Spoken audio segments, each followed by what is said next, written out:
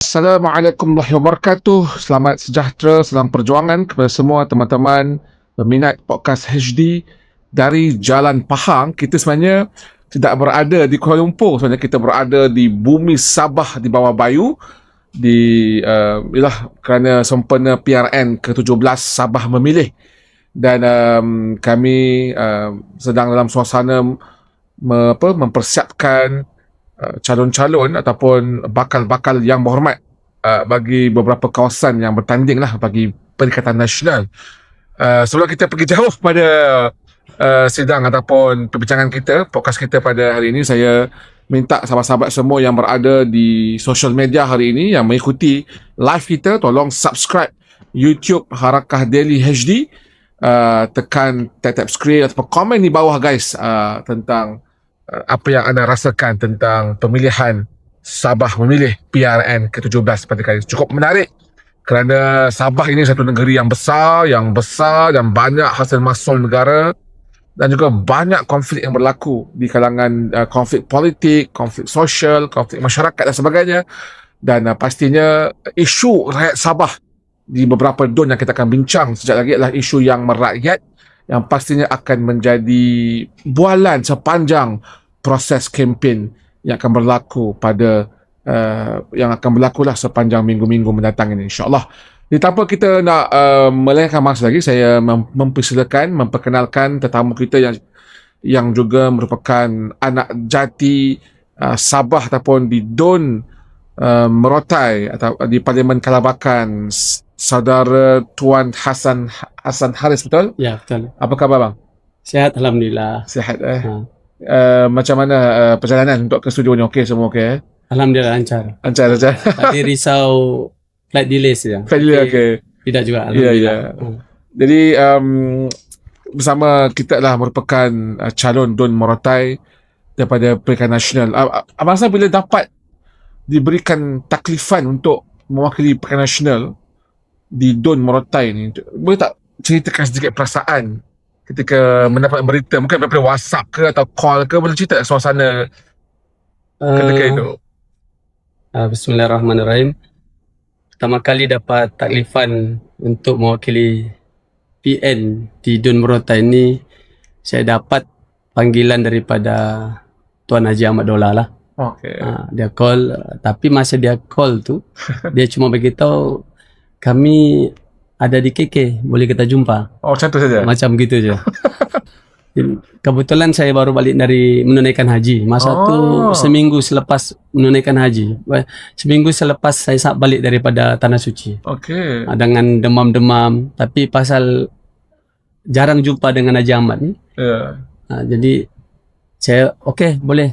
Jumpa di mana? Dia sebelah. Ada satu restoran tempat dia orang selalu pergi. Dia belanja makan. Okey. Belanja makan. Pas makan, dia cerita, kami cadang namamu pergi calon Don Merotai, boleh kan? Macam tu saja? Begitu je. Lepas tu saya ambil masa sebulan lah. Pendek cerita, saya ambil masa sebulan. Kenapa tak terima terus? Saya mau tu.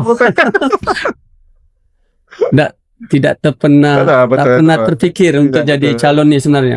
Kita kerja. Jadi balik ke rumah, bincang dengan orang rumah, bincang dengan yang paling penting, bincang orang rumah dengan ibu lah. Ya betul. Ibu. Family lah. Family. Bila isteri kata okey, kemudian mak ni lambat sikit. Pasal masa tu mak berada di Thailand. Jadi tunggu mak balik di Thailand. Ada di Thailand, saya panggil dengan adik, kalau ambil mak singgah rumah. Ya. Jadi singgah rumah, jumpa mak lah. Buat dia makan, cerita. Kemudian step to the point lah. Cakap mak, nanti nama aku naik untuk jadi calon PN di Don Merotai ni. Mak cakap apa? Mak cakap, kau biar betul lah cakap. Dia tak pernah sangka. Sebagaimana saya lah. Jelas saya beritahu, pendek cerita lah. Mak restu kau jadi calon di Don Merotai. Jadi lepas tu saya terus beritahu Haji Ahmad Dola, saya setuju lah. Abang Hassan memang orang Merotai. Boleh cerita latar belakang Abang Hassan ni? betul-betul merotai ke atau import ke? Tidak. Saya berani mengaku saya anak Jatim Merotai. Saya lahir di Kampung Simpang 3 Merotai Besar. Kampung Simpang 3 salah sebuah kampung yang berada di Dun Merotai lah. Iya, iya. Cuma kalau cari Kampung Simpang 3 ini dia berada di Mukim Merotai Besar. Saya lahir dan membesar di Merotai Besar lah. Berapa orang ada beradik kata-kata? Saya adik-beradik ramai. Wah, 16 berapa tu? orang. Berapa? 16. Wah, hebat kan? sebab arwah bapa kawin dua. Alhamdulillah. Jadi kami ada lebih kurang kalau saya tak silap 9 lelaki 7 perempuan. Wah. Kira balance lah. Jadi hidup di kampung ni kalau ingat balik memang indah lah. Dalam masa kecil hidup kampung ni Macam mana kehidupan tu? Bercerita sikit. Hidup di kampung ni masa kecil dulu mungkin di sebalik happy-nya sebagai gembiranya sebagai kanak-kanak biasa, satu benda yang saya ingin kongsi ialah kami selalu menganggap diri kami ni bekerja kepada kebun bapak kami. Arwah. Bantulah, membantu. Bantu ya. Ya. Dia selalu ada konflik lah. Konflik. Yalah kita kanak-kanak. Betul tu. Mau main. Tapi pada masa arwah bapak, kau pergi kebun dulu buat ini. Jadi selalu ada konflik lah. Tapi walaupun ada konflik selalunya bapak menang lah. Iyalah, ikut lah. Saya seusia 8 tahun sudah mula membantu arwah bapak di kebun sawitnya. Arwah bapak ni dia ada satu kelebihan, dia pandai mencari tanah-tanah kosong untuk dimohon menjadi kebun.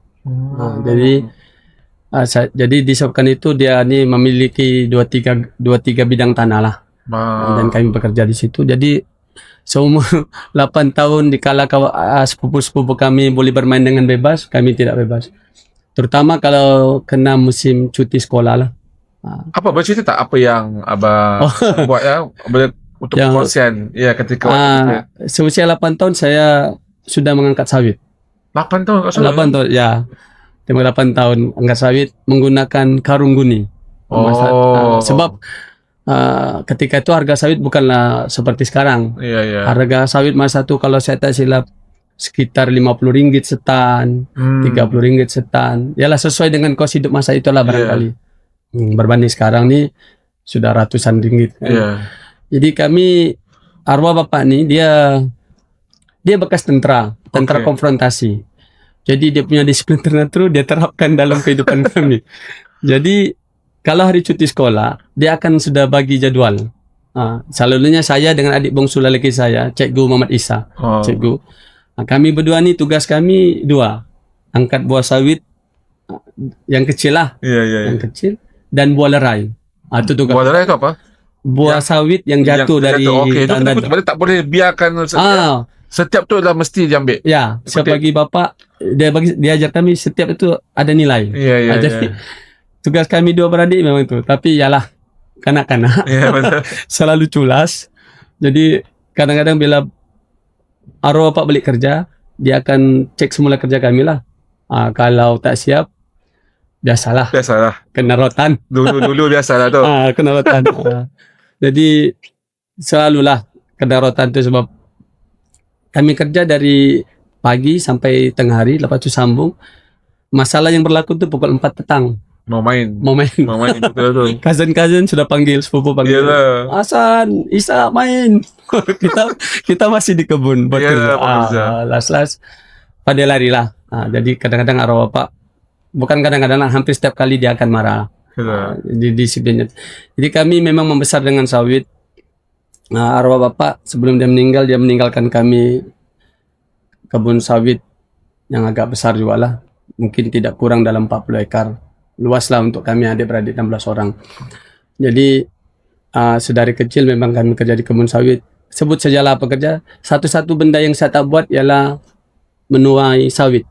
Orang Merotai panggil menumbak sawit. Tumbak sawit. Yang kait sawit. Tapi kalau membaja, meracun, semua dah pernah buat ya? Angkat buah sawit, buah lerai, habis tu meracun. Iya. Hampir semua kerja kami buat lah. termasuk cuci pokok. Cuci pokok ni mana bersihkan pokok-pokok renek daripada daun, membersihkan. Nah, itu hampir semua kami buat lah, kecuali menuai sawit tu, tombak sawit tu kami tak baca. Itu ditugaskan kepada 2 orang abang saya lah. Itu memang sampai sekarang pun orang masih buat.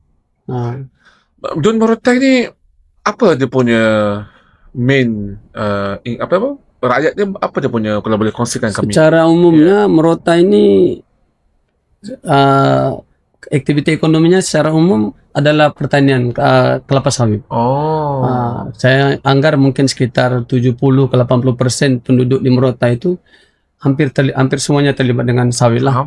Sama ada orang memiliki kebun sawit sendiri, ataupun mungkin orang terlibat dalam aktiviti itu seperti mengambil upah menambak sawit, ataupun mengangkat sawit. Hampir semua begitu. Dan Morotai ini pada pemerhatian saya lihat sawit kebanyakannya sudah hampir matang. Pokok lama. Matang pokok lama lah. Ya, kebanyakannya tak payah orang lain, kami sendiri pun kami ada satu kebun tu yang sudah mencecah hampir 20 tahun, which is yang sepatutnya kena replanting lah, kena tanam semula. Jadi di Morotai banyak banyak kebun sawit yang sudah menuju matang lah, maknanya sudah sampai masa untuk replanting. Jadi apa yang saya lihat kebanyakannya tidak mampu buat lah. Tidak mampu buat. Sebelum nak pergi ke situ lah, nak cerita sikit pasal family tadi. 16 orang adik-beradik. Jadi semua bagaimana kehidupan sekolah di mana? Supaya kita lepas tu baru kita akan pergi ke planting. Kebanyakan bukan kebanyakan, semua kami adik-beradik semua bersekolah, termasuk saya bersekolah rendah di SK Morotai Besar.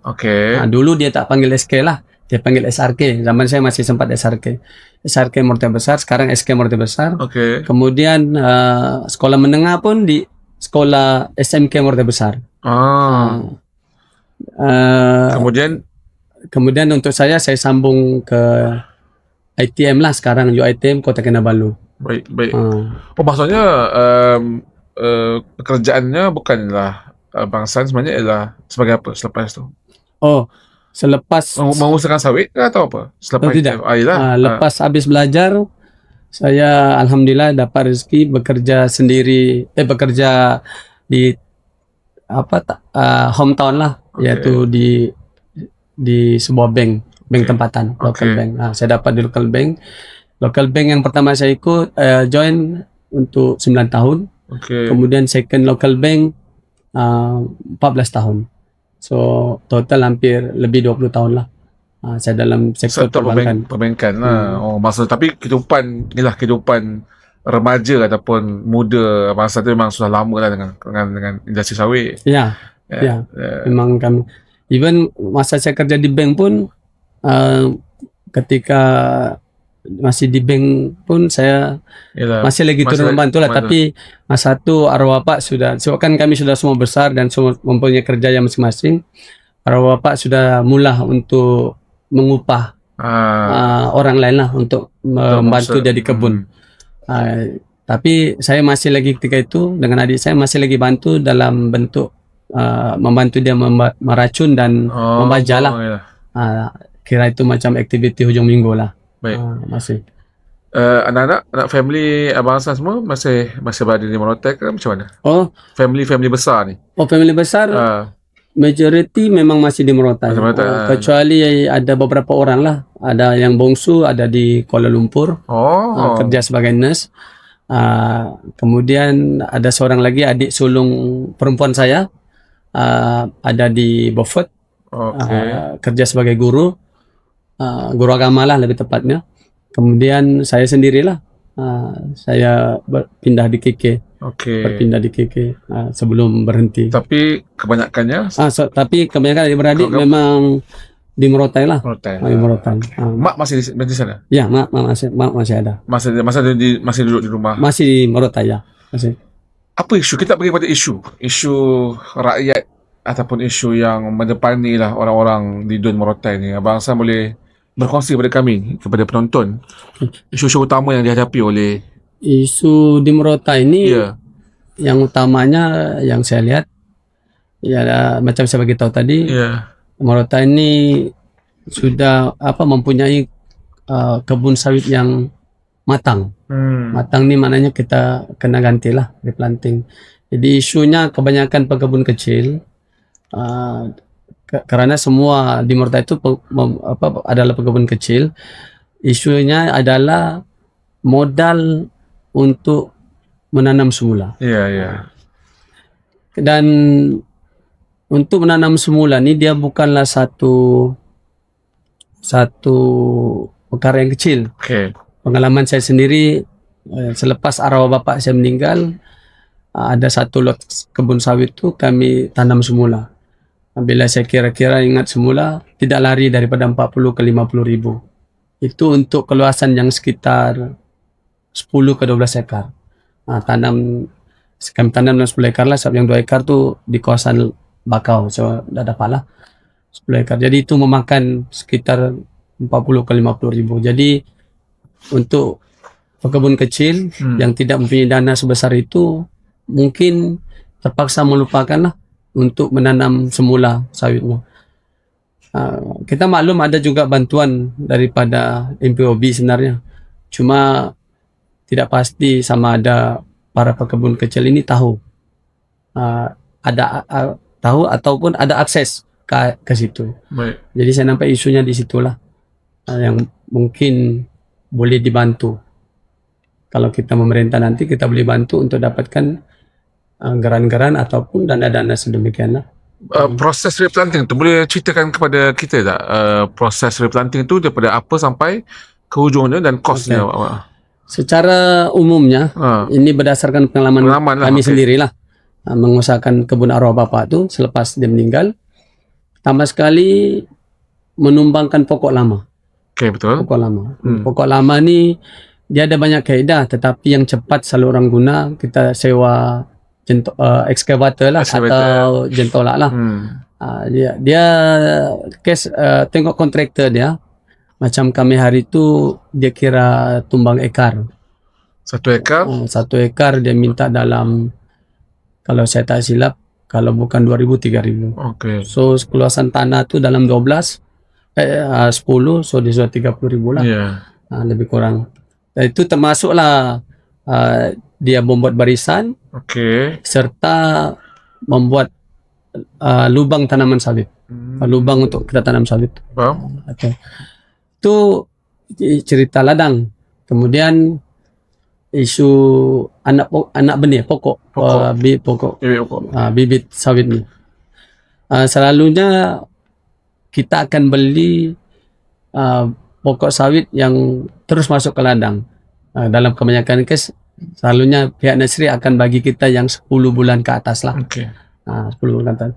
Ikut pengalaman saya yang baru-baru ni, sekitar 2021 ketika kami tanam semula tu, ketika itu harga satu pokok sawit RM18.50 kalau saya tak silap. Kemudian dari nursery ke kebun kami, dia charge RM1 atau RM2 per pokok. Jadi maknanya satu benih itu sudah RM20. Kemudian upah menanam sekitar RM2. Satu angkat, satu tanam. Dia sawit tu bila sampai di kebun kita, dia akan kumpul satu tempat. Let's say lah tempat ni. Tapi lubang sawit ujung sana. So dia pikul tu RM1. Sedalam tu kampus tanam RM1. Jadi itu saya sudah mencecah dalam 22 ke RM3. Jadi total semua hari itu yang saya ingat dalam 30 ke 50 ribu lah habis. Syukurnya masa tu saya masih bekerja. So honestly saya buat personal loan lah. Untuk jadi kalau orang pekebun yang memang bergantung 100% dengan hasil dan tidak ada simpanan ke atau apa saja duit tepi ke, memang susah. Memang sukar sebab saya ada juga keluarga yang sampai hari ini walaupun sawitnya sudah mencecah 25 tahun sampai hari ini tidak replanting. Ada kaedah orang kampung buat, dia tidak tumbangkan pokok lama tu, dia terus tanam di tepi lah, di celah barisan ataupun celah pokok itu, bibit yang baru. Boleh, memang boleh. Cuma kadar pertumbuhan itu menjadi lambat. Itulah sebab Dia terlindung daripada matahari. Jadi dan bila kita baja pokok kecil tu, pokok besar tu pun akan. Jadi dia akan lambat. Jadi dia memang akan merugikan pekebun kecil sawit dan secara tidak langsung dia menjejaskan pendapatan bulanan mereka lah. Itu concern saya lah. Apa lagi isu di Morotai? Morotai ini satu lagi isu yang sebenarnya dari saya kecil.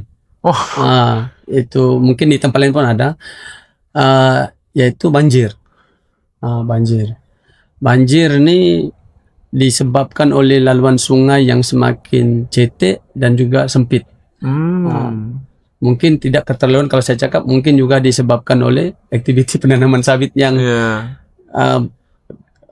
sangat sangat agresif. Orang kampung ialah mungkin tanam sawit ni mudah kan, dan dia tidak berpenyakit, rentan penyakit.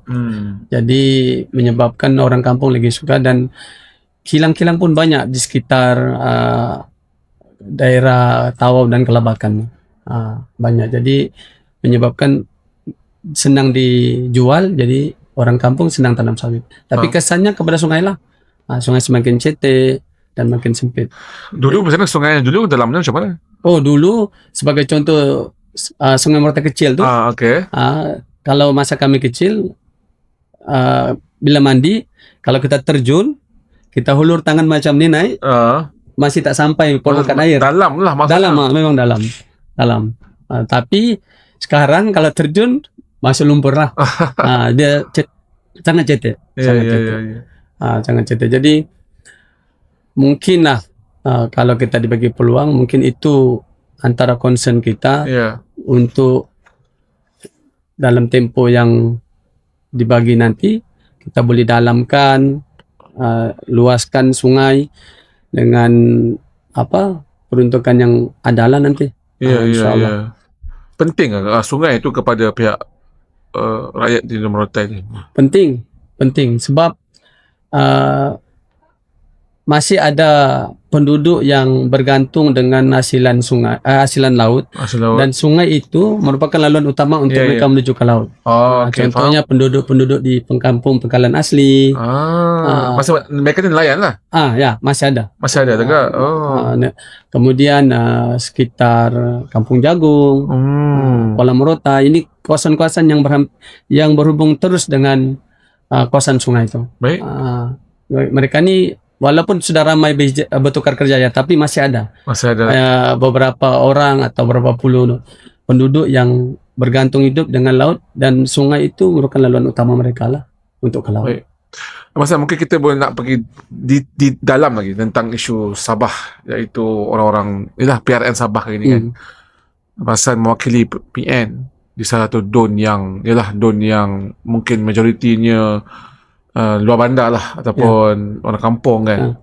Jadi ada apa sebenarnya isu besar yang perlu abang rasa kena highlight dalam PRN kali ini, supaya semua rakyat tidak kira siapa pun dia lah, termasuk orang kampung ke orang bandar ke orang Sabah lah, orang Sabah tu namanya, perlu memilih yang terbaik pada PRN kali ini, tidak kira kawasan lah, maksudnya siapa kawasan mana-mana pun. Secara umumnya Sabah ni antara negeri yang mempunyai parti politik yang sangat banyak. Banyak. Kita ada GRS yang memerintah yang baru ni kan. GRS, ABN of course, ABN, UMNO lah kan. Pasal PH. Kita ada Warisan Syafiq Abdal. Kemudian kita ada APCO, STAR, banyak. Banyak. Dan juga yang bebas tu. Ada lagi Black Wave, betul. Black Wave tu kan. Dan PN lah of course. PN of course lah. Total yang saya ingat ada saya baca 2 hari lalu, total bakal parti yang akan bertanding, parti yang akan bakal bertanding nanti ni tidak kurang daripada 20. Jadi satu pilihan yang agak berat untuk rakyat Sabah lah. Jadi secara umumnya mungkin kita boleh bagilah panduan untuk memilih kan. Pertama sekali, kita kena memilih pemimpin yang amanah dan jujur. Sabah ni semua orang mengakui, termasuk termasuk ke sahabat-sahabat kita dari Semenanjung mengakui bahwa Sabah ni punya hasil mahsul yang sangat banyak. Ya, betul. Boleh sebut apa saja. Ya. Emas kita ada sekarang yang jadi kontroversi di Bukit Mantri, di Dun Balung atau Perliman Tawau lebih tepat. Kemudian sawit jangan ceritalah. Yalah. Sawit memang terkenal. Kita ada satu kawasan sawit suatu ketika dahulu di Pelda Sahabat itu, dia punya luas lebih kurang negeri Melaka. Kan, apalagi banyak, sangat banyak petroleum, oil and gas. Ya. Itu sekadar menyebut beberapa hasil mahsul, tapi apa yang berlaku jika kita dapat pemimpin yang tidak amanah dan jujur, maka jadilah apa yang kita lihat Sabah pada hari inilah. Yang masih lagi isunya dengan 3 serangkai, ya, air, listrik, betul, jalan raya. Jadi ini benda-benda yang sangat mengesankan kepada rakyat lah secara langsung. Kemudian mungkin juga kita kena melihat track record parti yang pernah memimpin kerajaan, sama ada negeri atau persekutuan, yang jujur dan tulus kepada rakyat sendiri tanpa mengira pahaman politik. Ya, saya tidak mau menyebut mana-mana parti, tapi sebagaimana yang pernah disebut oleh Pesuruhjaya Sabah, ya, Datuk Dr. Ali Akbar. Semua kerajaan yang memerintah sebelum ini, khususnya di Sabah, pasti mempunyai kebaikan. Mustahil dalam tempoh 5 tahun tidak ada kebaikan. Jadi janganlah hanya karena kita berbeza pahaman, kita menolak semua kebaikan yang dia pernah buat. Sebab belum tentu juga parti yang didukung oleh mereka ini sangat sempurna. Tidak ada manusia yang sempurna. Jadi justru kita kenalah memberi kredit kepada kebaikan, tapi pada masa yang sama ketidakjujuran, tidak amanah itu pun kita tolak. Jadi mungkin rakyat Sabah bolehlah memilih, menjadikan itu sebagai satu panduan dalam hari mengundi nanti. Janganlah kita hanya fanatik dengan slogan Sabah for Sabahan yang digembar-gemburkan setiap kali datang pilihan raya. Setiap kali mesti dimainkan, ya. Sabah for Sabahan ni, saya dengar dari saya kecil lagi. Ya, arwah bapak ni bolehlah saya katakan orang yang aktif berpolitik juga. Zaman USNO, ketika kalau mungkin saya salah lah, cuma kalau saya tak silap tahun-tahun 90-an, ketika itu saya sekolah menengah, ketika itu kontender yang paling kuat PBS. Masa tu saya lupa, kalau saya tak silap UMNO belum masuk rasanya tahun 90 tu.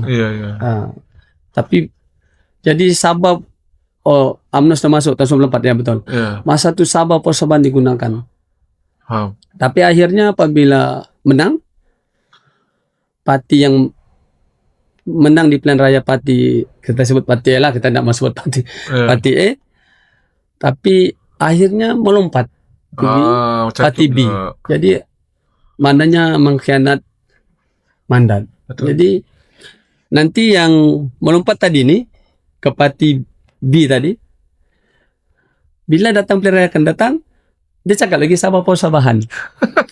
Jadi sampai sekarang dia punya isu tu bukanlah Sabah for Sabahan sebenarnya bagi saya. Secara umum isunya macam saya cakap tadi, Sabah ni sudah lama tidak mempunyai pemimpin yang betul-betul jujur, amanah kepada rakyatnya sendiri. Sudah sangat lama. Dan saya secara pribadi saya merindukan yang itu. Ya. Di samping hasil mahsul yang banyak, tapi pada masa yang sama keterisan juga sangat-sangat banyak. Ya, saya malu lah sebut.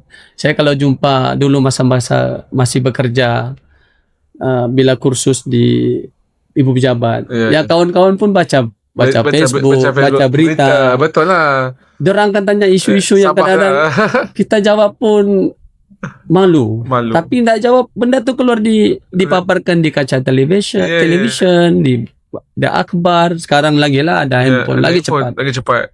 Jadi kita kadang-kadang kita malu.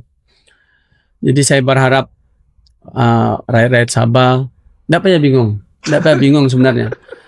Sebagai orang Islam, kita sebenarnya diberi panduan oleh Allah dalam Al-Quran. Yeah. Secara kebetulan semalam ketika saya mau balik ke rumah, Yeah.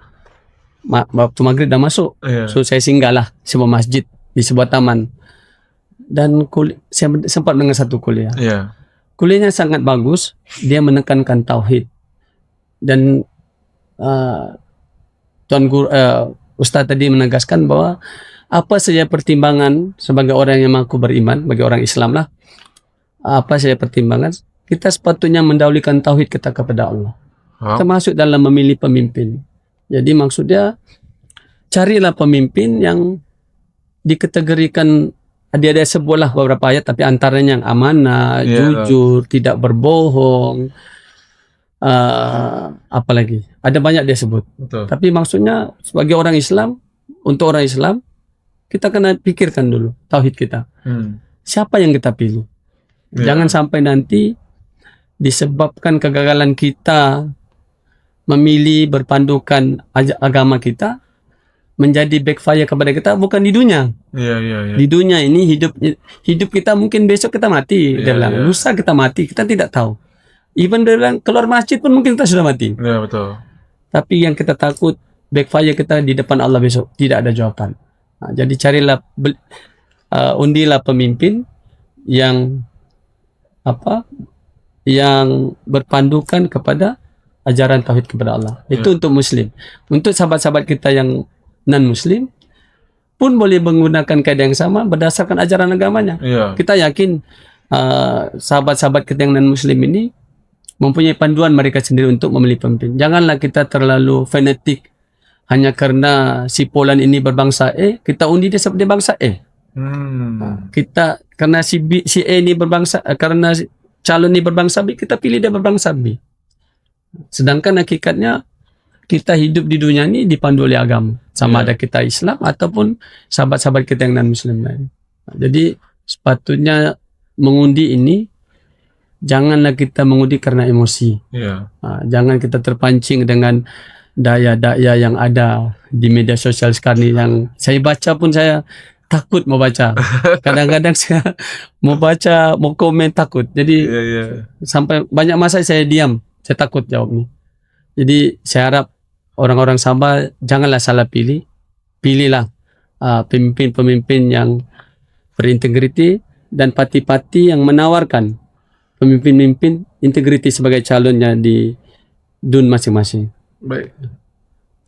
Sejauh mana keyakinan bagi PN kali ini, PRN 17 pendapat masalah peluang untuk meraih kemenangan? Peluang untuk meraih kemenangan ini sentiasa ada. Cuma kita diajar dalam Al-Quran, usaha ini milik kita. Kita berusaha sebaik mungkin. Tapi kemenangan itu milik Allah. Bagi kita diajar, bagi orang Islam, kemenangan itu bukanlah menang dengan undi semata-mata. Kemenangan itu walaupun barangkali kalah di pilihan raya, tapi kemenangan itu adalah diiktiraf oleh agama selagi kita boleh menegakkan kebenaran dan keadilan. Jadi peluang untuk menang itu sentiasa ada. Untuk semua parti, peluang masih terbuka. Kempen pun belum berjalan dengan baru bermula. Kita ada 14 hari, 13 hari lebih kurang. Dan kita usaha, selebihnya Allah tentukan. Kata-kata akhir kepada pengundi Dun Morotai untuk keluar mengundi pada 29. Silakan, Abang Hassan. Jadi kepada para pengundi di Dun Morotai, kita akan membuang undi pada 29 hari bulan 11 2025. Jadi saya memohon kepada tuan-tuan dan puan-puan, saudara-saudari untuk ramai-ramai keluar mengundi. Jangan tidak keluar mengundi. Sebagai orang Islam, dalam sistem demokrasi berparlimen ini, wajib hukumnya kita keluar mengundi.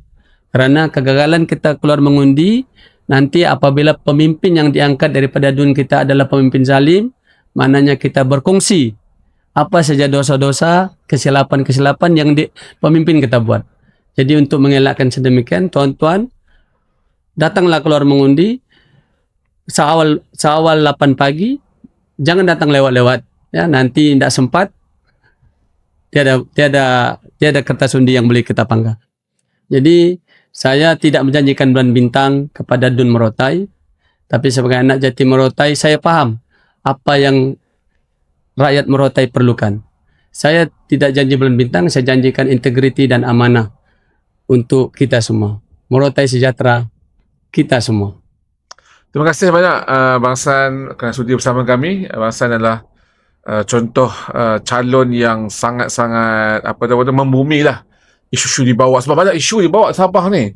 Isu kayangan, isu yang rasuah. Betul. Hampir semua saya tengok Bang San semua pemimpin utama di cerita pasal rasuah. Ya, betul. Padahal semua tu ada isu tu masing-masing tu. Ya. Betul tak Bang San? Betul, sangat betul lah. Betul macam saya cakap tadi. Janganlah sampai kita salah pilih pemimpin. Itu saya tak mau cakap, saya malu mau cakap sebenarnya. Sebab bila saya cakap memang yang buat tu orang lain, tapi aibnya negeri saya sendiri. Ya, betul. Saya malu. Sebagai rakyat Sabah saya malu, sangat malu.